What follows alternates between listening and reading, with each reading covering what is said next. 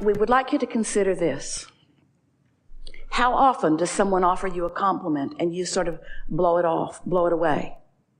How often, even though something wonderful is unfolding, you're afraid it's not really going to unfold. You worry that you say the other shoe will drop. And so we think that deliberate thought will solve all of that. But you've got to get enough momentum going. When you announce to yourself or to us or to anyone, I like feeling good, and I'm happy to announce that I mostly do, then you're there. We don't think monitoring thoughts is the most effective way because there are too many moving parts. But caring about how you feel and recognizing emotion in early stages, and then when something feels good, just milk it. How often as children are you just having a high-flying good time and you're milking it and then you get in trouble for being too rambunctious? Or someone always gets hurt, your parents tell you. Someone always gets hurt. And we want to say to you, nobody ever gets hurt when you're on the high-flying disc.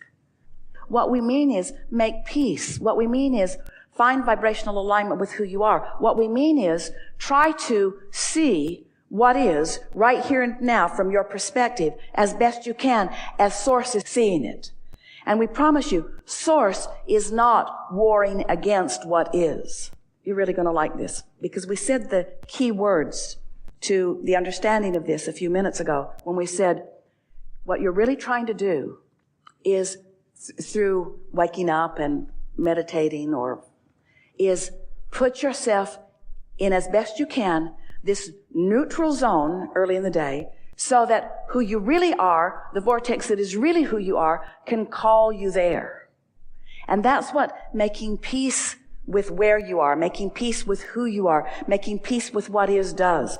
There's no resistance conjured within you as you see the wrongness of that and that I don't want that. In other words, you're just letting go of your resistance as best you can. And in that neutrality that is now your vibration, the vortex can draw you in or you can receive what's there. Now, it feels like a little contradiction as we call it neutrality. Unless what we are really speaking of on this high-flying disc is that neutrality. And in that neutrality, we're talking about absence of resistance. In other words, on this high-flying disc, there is no resistance. There's no pushing against anything. If you have no resistance within you. Now, when you are in passion, is there no resistance? We say yes. High-flying disc, no resistance, lots of momentum. If you are in a state of love, are you on the high-flying disc? Yes. Is there resistance? No. High-flying disc, no resistance, you see. Making peace with it. Practice, making, we could even say, get up in the morning, make peace with your day. Make peace with your pillow. Make peace with your bed. Make peace with your family. Make peace with your world. Make peace with your body. In other words, appreciate as best you can. And watch what happens. Whatever it takes. Whatever it takes. On one day it might be one thing. On another day it might be another thing. You don't want to do the same thing every single day. You don't even want to take the same walk on the same trail every single day. You don't want to run into the same people every single day. You don't want to have lunch with the same person every single day. You are expanding beings. You're reaching for more. There's so much in your vortex that is calling you. And we just want you to find some way to put yourself in this neutral place where that can call you. Because we promise you, if you wake up and you can maintain this neutral vibration, that vibration will call you. That's the path that will call you. Wherever your vibration is, that's the path that will call you, you see. What you want to show yourself is that you can control the direction of your thoughts. And until you show yourself that, do you accept that you create your own reality? We'll just throw that out to you. Conceptually, most of you who are coming to these gatherings would say yes. So then we say, if you accept that you create your own reality, do you accept that you do it through your vibrational offering? And if you accept that you create your own reality and that you do it through your vibrational offering, then you must understand that your vibrational offering is what you're thinking about. And the only way that you're going to know how you're doing is by caring about how you feel. So if you wake up with the intention of feeling as good as you can feel for as long as you can feel it. Some of you want to get out and take a walk. There's a really good reason that you want to do that. You've found that you feel better when you do that. You found that your body likes that. You feel that you're more lighthearted and you feel more upliftment. In other words, you gravitate naturally toward the things that feel good. Just gravitate toward the things that feel good on purpose for a little while. Pamper yourself. Pamper yourself with a good night's sleep. Pamper yourself with thoughts that feel good. Pamper yourself with deep breathing. Pamper yourself with plenty of water. Pamper yourself with getting outside and moving your body.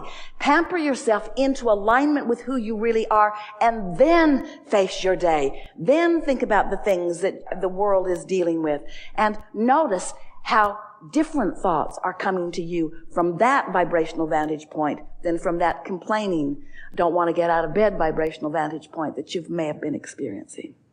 The best thing that happens by deliberately deciding to get on this high-flying disc and accomplishing it, and doing it repeatedly for a few days, is that then as the manifestations that match that frequency show up in your experience, you make the correlation between them.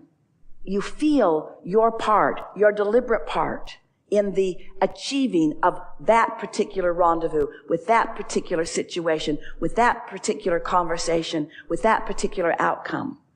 In the early days when Esther was just coming to understand deliberate creation, and we were talking a lot about focus and thinking on purpose, and something wonderful would happen and Esther would announce so happily and loudly, I did that. I did that. I did that with my focus. And in the same way, when something unwanted would happen, she'd say a little quieter, I did that too. Because there's something wonderful about recognizing how you're feeling and therefore knowing what disc you're on, so it's not a shock or a surprise at who you're rendezvousing with or what you're rendezvousing with. And it's the first step really in owning that you are the creator of your own reality. Because until you stop blaming that one for the way he made you feel or that one for the way something evolved, and you take responsibility for your vibrational frequency, then you don't have a chance. You can't be a deliberate creator as long as you're giving one other person the credit or the blame for the good or bad things that are happening to you. So, if you accept that you are the creator of your own reality, and that the reason that you are the creator of your own reality is because you're offering a vibration, and if you are now acknowledging that you have the ability to control the vibration that you're offering, now you are invincible. Now there is nothing that you cannot be or do or have. Here's an easier way to look at it. So let's say that there are things wanted and unwanted, yeah? And that there is a path of least resistance to things wanted and unwanted, because you've practiced it into being. If you've thought about what you want, you've created a path of least resistance, an easy path to what you want. And if you've thought about what you don't want, you've created a path of least resistance to what you don't want. So the path of least resistance toward what you don't want is the introducing of resistance to what you do want. It might even be easier for you to just say, what path am I on? And you can tell by the way you feel. Because there are endless tributaries. Sometimes you want a fast ride, sometimes you want a slow and savory ride. But one thing's sure, you want to move toward what you want all the time. And when you feel negative emotion, you've slowed what you do want down. And if you keep it up, you're on a path towards something you don't want. So yeah, we think it would be really a good idea to care about those paths and that momentum. If you wake up in the morning and you focus upon something that feels good to you, and you ponder it long enough that you begin to feel a little enthusiasm for it, then it's unlikely that something's going to bump you off that path easily. And by the time you're at day 30, it would take something, a really deep issue, a really hot spot, in order to dislodge you from your positive momentum. But it's a little awkward for us to talk about that 30-day momentum if you're just now beginning it. Because in the beginning, it feels harder to do. After you've done it for a while, it feels easy to do. And you ask yourself, I don't know why I wasn't doing this before. This might help. Once you find yourself on that high-flying disc and you sustain it for a little while, like 3 or 4 or 5 or 6 minutes, the first thing that makes you know, in fact, let's call it a manifestation. The first manifestation that lets you know you're there is emotion. You just feel good. Emotion is a manifestation.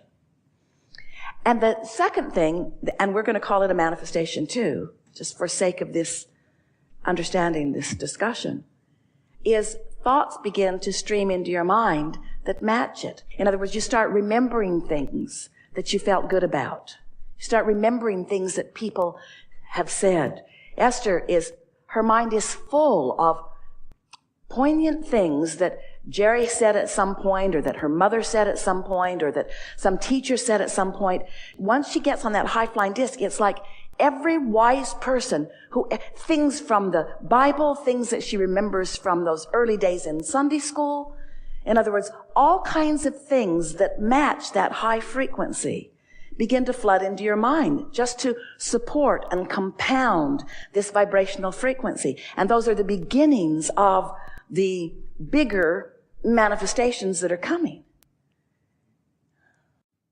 This is the process that we would we would make work out of it, focus on. When we go to bed the night before, we would acknowledge that, hey, while I sleep tonight, my momentum is going to stop. My point of attraction is going to cease. And so when I wake in the morning, I have a clean slate. I can push the reset button. I can start my momentum where I want it to be and just build it from there. And so when I wake up, I'm going to find something nice to think about, and I'm just going to focus there as best I can until I get some momentum going. So let's say you've been doing that for a little while. Well, sometimes the thoughts of what you don't want creep in. That's all right. Just be easy about it. Say nice things to yourself about that.